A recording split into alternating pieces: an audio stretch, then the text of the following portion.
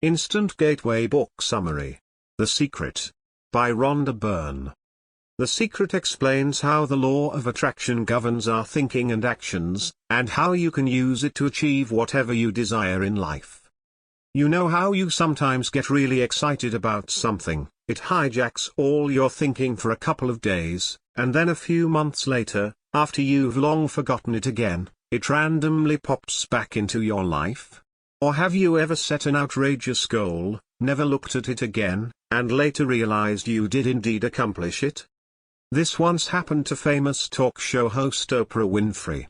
She read a book called The Color Purple and immediately recognized herself as destined to portray one of its characters in a big Hollywood movie.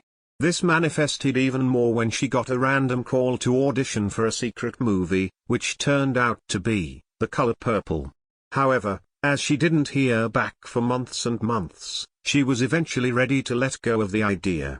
Right then, she received the call from Steven Spielberg. That was in 1984.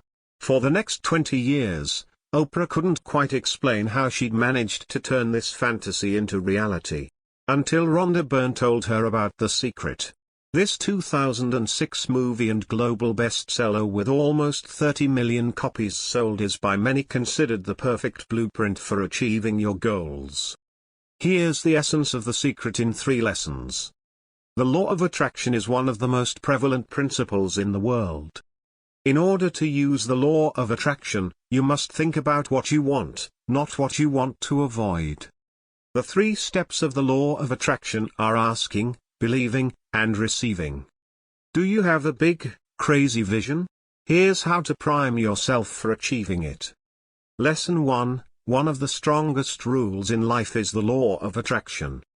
While Byrne packaged the idea in a new way, which appealed to the masses, the law of attraction itself is as old as we are, like attracts like. In essence, the law of attraction states that what you think and feel determines what you'll attract into your life. The concept has been written about as long as self-help books are a thing. The Alchemist by Paulo Coelho, The Master Key System by Charles Handel, and even the book Rhonda herself found it in, The Science of Getting Rich by Wallace Wattles, all describe it in different forms. For example, if you focus on all the negative feedback you get as an artist, you'll likely encourage more criticism. Similarly, it's hard to imagine a person who hates money to become wealthy, and so on. What the book is often criticized for is its overemphasis on the power of the law. While there is a concept in psychology called priming, that shows we intuitively act based on influences, you can't live your entire life this way. So yes, it's important to put yourself in the right state of mind to achieve your goals, but that alone won't cut it. Lesson 2, the law of attraction only works when you think in positives, not negatives.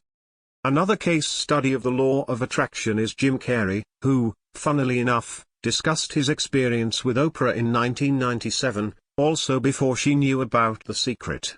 As an aspiring actor, Carrey would stop on his drive home every night, think about his future accomplishments and visualize them. He took comfort in the fact that he did have these things, I just don't have a hold of them yet, but they're out there. He even wrote himself a check for $10 million and post-dated it 5 years. Lo and behold, he did end up making the sum from Dumb and Dumber, just around the deadline. What's remarkable about the way Carrey did it, and Rhonda says this is a prerequisite for the law of attraction to work, is that he always envisioned the positives that would come into his life, rather than the negatives he was trying to avoid. When it comes to our internal monologue, loss aversion is a powerful driving force. We're a lot more worried about losing what we have, rather than getting what we want.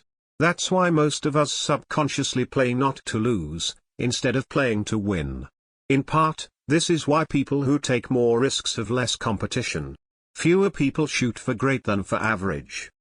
Plus, if you're trying to convince yourself, framing something as a win sounds more convincing than fear-mongering. That's why at Better Humans, we always frame headlines in terms of positive transformation, not negative consequences from inaction. Lesson 3, to manifest your dreams, you must ask, believe, and then receive. Besides regularly thinking about your goals, visualizing them, and framing them positively, Rhonda suggests an actual, 3-step process you can use to make the law of attraction work for you. Ask. This is about being specific in what you want out of life. Vague questions get vague answers. Use a present tense structure and write down what you want from a perspective of gratitude. I'm grateful to have great health. Believe. If you don't have unwavering faith in your goal, why should others? This is about radiating confidence so that the people you meet along the way will support you. Don't be blindly optimistic, but in a go-getter spirit. Receive. Imagine how you'll feel once you accomplish your goal. What would life be like? Visualize. This prime your actions in the right direction. Again, I'm all for planning, being motivated, and believing in yourself. However, the one big caveat to all this is that your actions have to back up your state of mind. As Gary Vee says, the law of attraction only works if you do. So think positive, prep for success, and then work like a madman to get what you want. What else can you learn from the book? How you can deal with negative thoughts on your journey.